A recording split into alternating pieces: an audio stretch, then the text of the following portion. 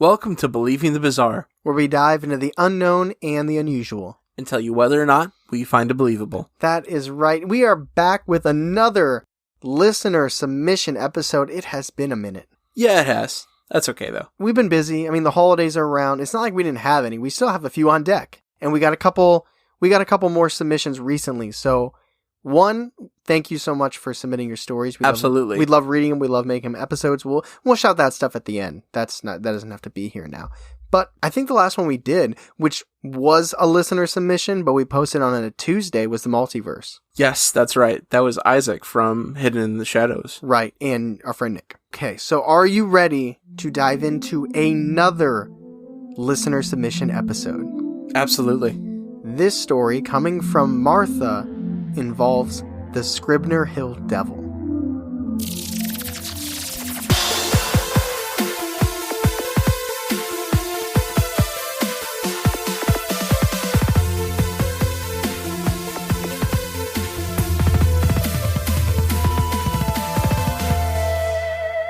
So, all of this takes place in the same week, in October, in 2011. Okay. So, it's been about a decade. It wasn't explicitly said if it was on Halloween or near Halloween. It was in the month of October. So, a little background before we get into the story on Martha's paranormal experience and history, because she is not a stranger to paranormal occurrences. Apparently, she's experienced paranormal activity for the majority of her life. Her mother told her that when she was really young, Martha used to tell her mom that her grandfather, who died well before Martha was born, would be dancing on the top of the hood of the car as they were driving just to make Martha smile. Oh, I thought you meant like a real life one. I was like, that's drugs. Oh, God, no. No. And in addition to that, Martha witnessed her name being called out and whispered. She's seen shadow people, orbs, and she's even been touched. So, in terms of sensitivity, I would put her in like the emo category. Like, Hawthorne Heights, senses fail. And I mean that with great respect. Same. You're more sensitive than I am, for sure. Okay. Like, yeah. I love ghost hunting with you because you pick up on things. I'm just like a brick wall, man. I'm just here for the ride. Because I grab you and go, bro. I know. It is so funny. If there's anything that could possibly be creepy, Charlie just sticks his arm out. He's like,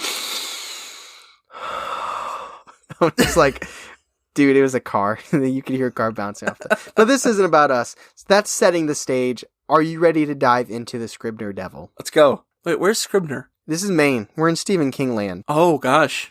Yeah, up there. This is a clown. It's not a clown. Okay, all right. So, in October of 2011, Martha's friend Nick suggested that him, and their friend Shane go to a local cemetery and do some paranormal investigating.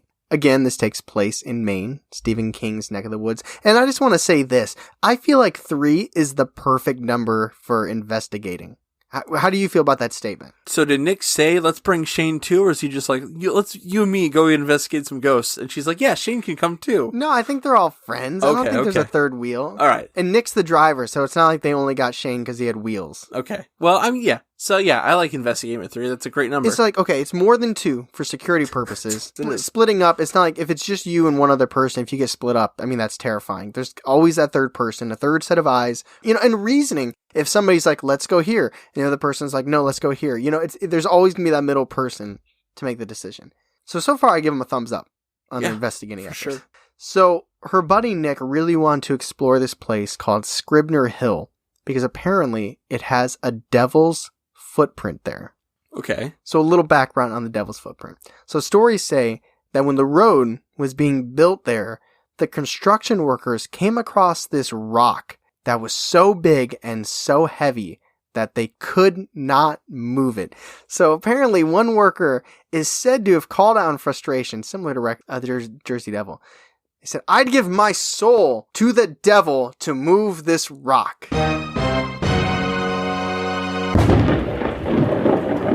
And the next time they came to the site, the rock was gone. Oh, no. And the worker who cried it out was never seen again, so he never got his bonus. Never got that paycheck? No, now the rock is set in the wall of the graveyard, and folks say that there's like a reddish footprint shape, and it belongs to the devil himself. Because the devil, like, Hadouken the boulder out of the way? He just kicked it. He's like, oh, okay. Little kick to get out there. So the rock is true. You can see, I mean, people like, I guess it's been faded over the years from people like putting their foot up to measure it. I mean, there's probably some basketball players that like their feet are like way bigger than the Devil's. But okay, let me deconstruct here a little bit. I don't want to undermine people's struggles. People go through different things.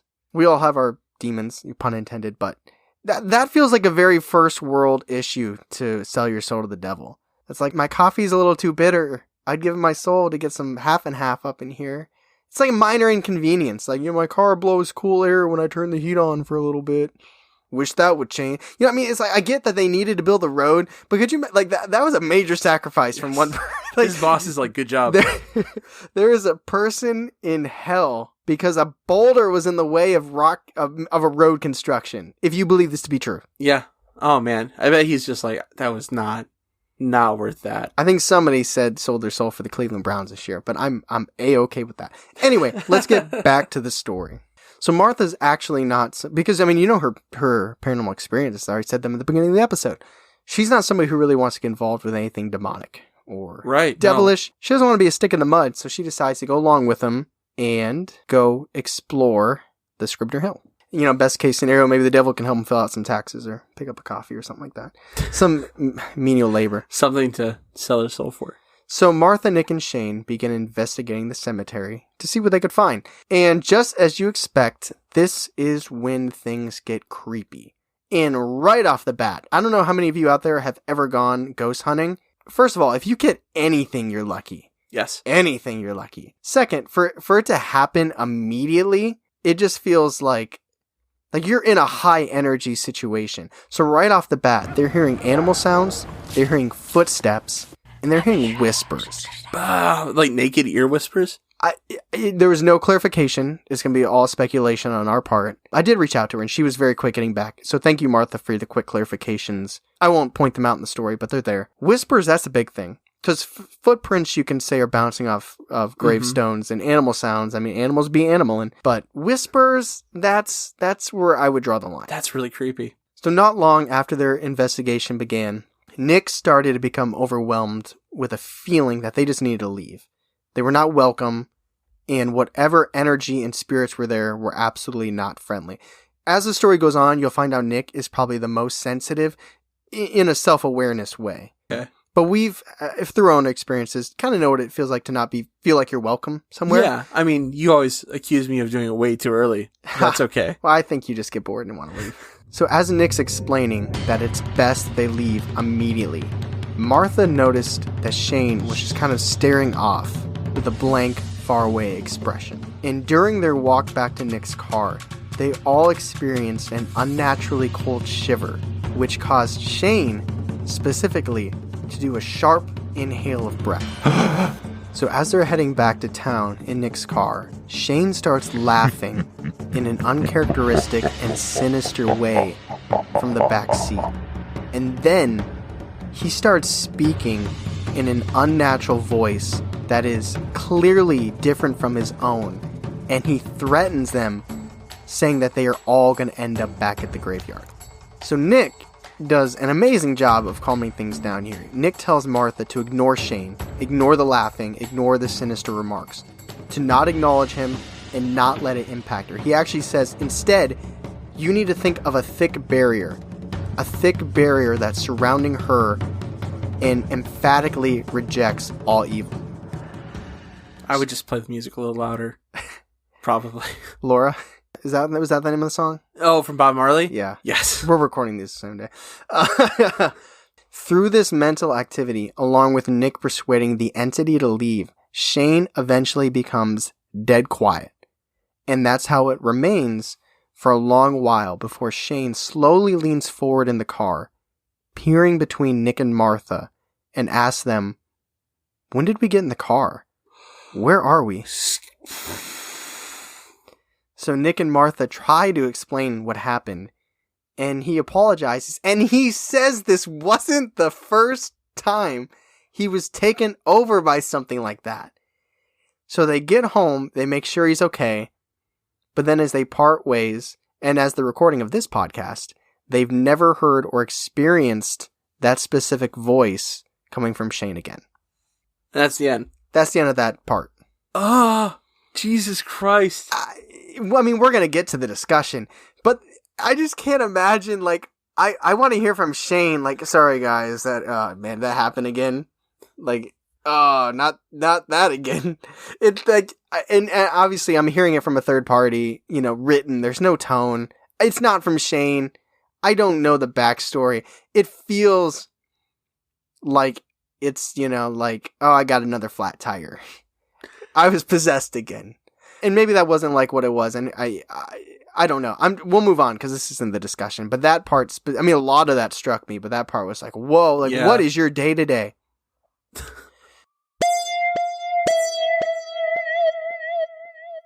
So a few days later, remember, this is all the same week. Okay. Martha was closing at her job, which was a local sub shop in Gardiner, Maine, which, for reference, is about 20 to 30 minutes away from Scribner Hill. I heard it's a Midwest thing. We speculate time based on minutes, where some people say like miles. Like, oh, it's about 7 miles away. But we say it's like 20 minutes. Yeah, how long it takes to get there. How much of your life is wasted getting there? Too much. And sleeping, that's why I don't do it. So Martha was the closing manager at her shop, so she was the only one there closing the building at night, and I would assume probably overworked and underpaid. So she finally completed all of her tasks, and she went around turning the lights off. Before leaving, she went to grab a few things out of the back office. Structurally, just to kind of break it down the way she broke it down for me, to get to the back office, you have to walk down a long hallway that connects the main shop to the office and like the dry goods storage, the walk-ins, all that stuff. Like it's basically a long hallway connecting the front of the shop from the back. Got ya. So she switched off the back lights, was making her way towards the front of the store when she realized that she forgot her work shirt in the back office. So as she was turning around to head back to the back office to go down the long hallway, her main fixation was on her phone because she was going to pull her phone out, call her boyfriend, because at the time, that was the only car. So it was, she needed him to get a ride. So as she's grabbing her phone to call her boyfriend, she hears a deep growling. And she looks up and down the long and dark hallway. And about 3 feet past the doorway, she sees a massive black shadow with glowing red eyes staring directly at her. For a moment, she was just stunned. She couldn't think of anything to say, she couldn't move, she was just in complete shock. But despite the terror, she felt herself drawn to the shadow, like she couldn't force herself to look away. Finally, she starts backing up slowly, and she starts whispering, okay, I get it. I've been here too long. It's time for me to get out. I'm going. I'll grab it tomorrow. And I think at this point, because you might be thinking, why are you talking to her? Why are you whispering?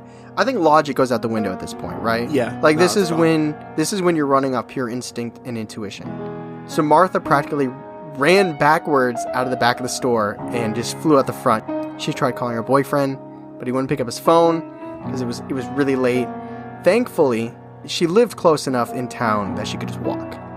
But that's not where the story ends. So to get home, she had to pass through Gardiner Commons, which happens to have a very old graveyard across the street. Of course it is. Of course, right? Stephen King town. So Martha was honest that these sensations that she was feeling could have been triggered from what she just experienced. Maybe the stress, maybe the anxiety.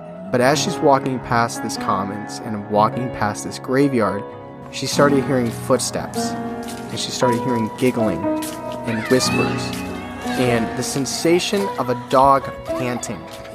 And she was very clear, there was no one in the park, there was no one walking their dogs, there wasn't even a car around. Like, she was completely alone.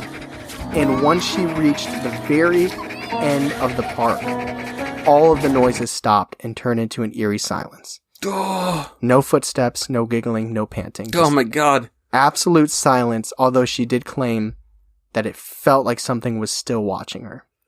And that's Martha's experience. Wow. Man. Has she gone back to the sub shop? I think she said at the time, like it was boyfriend at the time, sub shop at the time. So I mean, this is 9 years ago. Yeah. So I think there's some things in this story that probably aren't in her life anymore. For better or for worse. What? Oh, they just had a haunted sub shop? I think the idea is that whatever happened at the cemetery followed her. Oh God. I don't think the sub shop itself is haunted. Oh God. And again, she was very clear that she doesn't know that Shane got possessed. She doesn't know what she saw. It could have been stress, lack of sleep. So I do appreciate as somebody that tries to be critical that she was, forward about these things, because I think that's a natural thing. I think when you experience something, especially if you're alone. Now, obviously with Nick and Shane, she had Nick to rely on. I'm sure Nick, based on the way he seemed to be on top of the situation, he believes it. But I think when you experience something creepy, it's natural to start doubting yourself.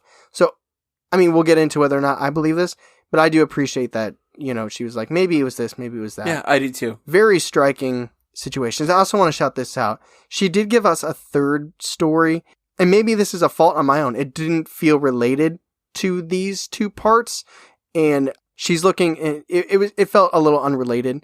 It could still be an episode in the future. I hope it is. She's doing some research a little bit more about it, but I would love to tell that story and do like a part 2 to Martha's paranormal experiences.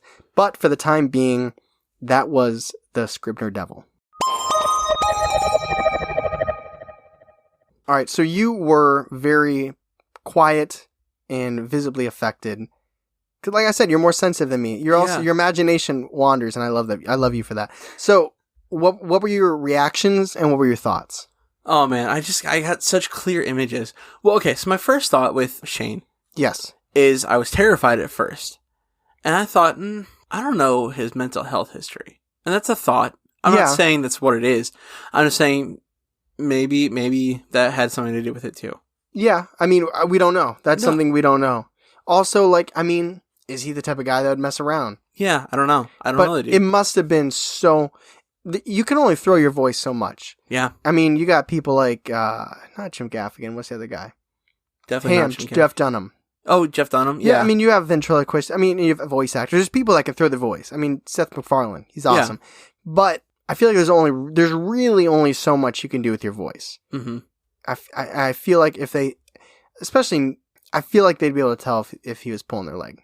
Yeah, that's true. I agree. It would be interesting to hear how unnatural and how different his voice became. Yeah. I'm just throwing it out there. Like, Oh, yeah. I mean, that's... If you start looking at it scientifically and you start looking at different, layers of mental health, it's something to bring up, and I get that. It's tough because there's nothing we can do about it. I feel like it's my only defense at this point, because that's so fucking scary. And him saying, like, it's happened before. Yeah. And Nick was so good in that situation. I think I swooned. You know how vulnerable I would feel if I believed somebody in my back seat was possessed. Like, you're driving, your hands are busy, you're moving fast, you're in a 2,000 pound, 2-ton metal object going, who knows how fast in Maine? They don't care out there. And you got somebody behind you that could be demonic? I'd pull over, I think. Yeah, like, you got to go. Yeah, I think this is your stop. Like, bye. That, I mean, that's terrifying. It's different because the second situation, she's alone, and that makes it scarier. Mm-hmm. It's like, would you rather go to a cemetery alone or go to a cemetery with a friend? Naturally, you want to go with a friend, and that's Nick. Nick makes the first story, like, it's like you have the character that has the knowledge. This is how we deal with it. Think about this. We will overcome this. And you're like, okay, I feel better. Yeah. But when she's alone and she sees that shadow figure with the red eyes. That is so scary. And it's like a place of work. Like, how caught off guard. And you have to go back there to make your money. Yeah, it's like, nope, no sub job is worth that. No. No way. No Penn Station. I'm no longer a sandwich artist. No, that is so scary. And, like, did you ever see it there again? Did it come back? Does it stay there? Does it have a loft in that attic? Like, you don't know. I don't think it's the shop. I think, especially since it was a few days later, I think whatever they did in that cemetery followed her. Oh, yeah. I don't think it's the shop. That's probably fair. That's probably... I forgot it was a couple days later. Yeah, this is all the same week. That's creepy. That's really creepy. And then just when she's walking past the park, and as soon as she's past that point, like, I wonder if it's like that indiscernible whispering where she's, like that type of like low pitch. I wonder if she could pick out what they were saying or not. But I mean, no matter, and the giggling, I mean, it's just a bunch of, there's no background story. It's just, this is a face, that's the fun thing about listener submissions. It's a face value story. But I feel like the listener submissions are always the creepiest. I love them so much. The giggling and the dogs panting. Those are things I associate with a good time and fun times. Yeah. It kind of like, it flips the narrative on you. It's interesting like that. But yeah, so I mean, that's part of the listener submission thing. They're a little bit shorter. There's obviously not as much research. I did a little bit on the Devil's Footprint. First of all, thank you, Martha, for sending us your stories. I hope we do a part 2 with the third part that we talked about. So thank you for submitting. So Charlie, where are you at? Oh, 100% I believe she saw that stuff. Oh yeah, me too. Yeah. Oh my God, yeah. Like, the possession thing, I don't know.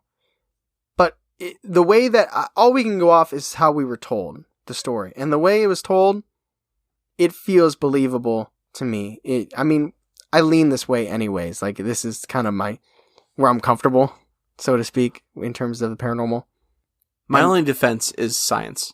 And that's so I feel better. Yeah. I don't know. And that doesn't I just don't know. And maybe but like, lack of sleep, feeling anxious and stressed, see a black shadow with red eyes in your subway shop. It's kind of like, I mean, it's possible. I mean, I feel like there's no limit to what our brains can put in this world and make us feel like we saw or believed. But for the sake of this podcast, I'm giving it a believable. I believe it too. So thank you, everybody. We hope you enjoyed the bonus content, the listener submission. Again, reminder, if you want your paranormal story told like this on Believing the Bizarre, either hit us up at believingthebizarre@gmail.com and tell us your story, or head to our website, believingthebizarre.com, go to submit your experience, and fill it out there, and we'll get it, and we'll thank you, and we'll read it, we'll judge it, and then we'll tell it, and it'll be a great time. Yeah. God, I'm still trying to get over this last story. That's creepy. They're always the creepiest. I think I like hearing them because it's completely different. Like a normal Believing the Bizarre episode versus a listener submission. It might sound similar when you hear them, but for us, like the behind the scenes work that we do and the way we present it, totally different, and it's refreshing, and it always creeps me out because like Jersey Devil, Fresno Nightcrawler, there's always a level of urban legend to it. You know, like how much has this been fancied and dressed up over time? Like the OU and the Jefferson Hall thing. Yeah, there's just a point where it just feels like things get dressed up and layered over time. This is one source in a personal experience. You know, it just hits differently for me, at least. I'm probably always going to lean more believable for listeners. It's not just because I'm afraid of offending you, because we've done one before where I think I landed skeptical, if I remember correctly. It's not just about offending you, because when you submit your story, I mean, it's like a short story. When you put it out there in the world, not everybody's going to like it, and people are going to criticize it. But I do find myself leaning more towards believable with listener submissions. But I just love doing them. I love hearing them. I love reading. Obviously, Charlie and I love horror content. So when we get it, we love it. Yeah. It's just so much fun to do. Yes. If you have not yet, but you think you should give us a review on Apple, we would really appreciate that because we read them and the 5 stars and the reviews, that helps us go up the charts so more people can send us stories or listen to our content, and we would really enjoy that. Yes. So if you're on the ledge deciding whether or not to leave a review, let Charlie just lightly tap you on the back. Or remind you gently. Whisper in your ear, leave a review. Yes, please do that. We greatly appreciate it. And above all, we thank you so much for listening. So thank you. And as always, I'm Tyler. And I'm Charlie. And catch us next week on Believing the Bizarre, a podcast as bizarre as you are.